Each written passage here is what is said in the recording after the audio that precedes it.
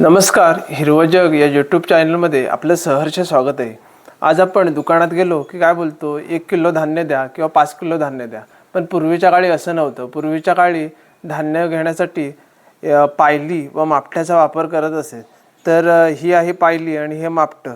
तर ही पायली एक तर तांब्याची, पितळेची किंवा लाकडाची असायची। आपण पाहू शकता ही जी पायली आहे ही लाकडाची आहे, पण ते आता सध्या जुनी झाली म्हणून आम्ही साईडनी याला ज्या पट्ट्या मारल्या आहेत। आणि हे आहे मापटं। हे आपल्या रोजच्या जेवणात धान्य मोजण्यासाठी याचा पूर्वी वापर होत असे, पण आजच्या आधुनिक जगामध्ये ह्या मापट्याचा वापर न होता आता आपण सध्या काय करतो की पेल्याने आपण धान्य घेतो, पण पूर्वी ह्या मापट्याने धान्य मोजत असत व आपल्या रोजच्या स्वयंपाकात याचा वापर करत असत।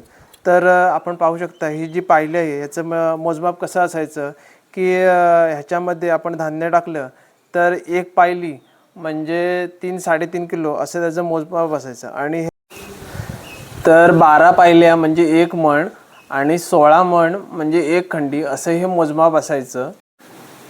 तर मित्रांनो पाहू शकता की ह्यातली 2 मापटी म्हणजे 1 शेर आणि अशाच्यामध्ये 4 शेर म्हणजे 1 पायली असं हे मोजमाप असायचं।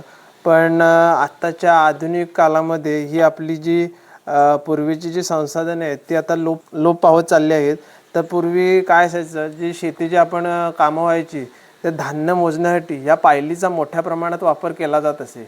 पण आजच्या आधुनिक जगामध्ये ही जी आपली साधने आहेत ती अडगळीच्या खोलीमध्ये पडलेली आहेत, तर ह्याचा वापर कमी प्रमाणात झाला आहे। तर गावाकडच्या घरात धान्याने भरलेली पायली म्हणजे समृद्धी आणि सुरक्षेचे प्रतीक। शेतकरी वर्षभर कष्ट करून धान्य साठवायचा आणि त्याचा हिशोब पायली व मापट्याने ठेवायचा।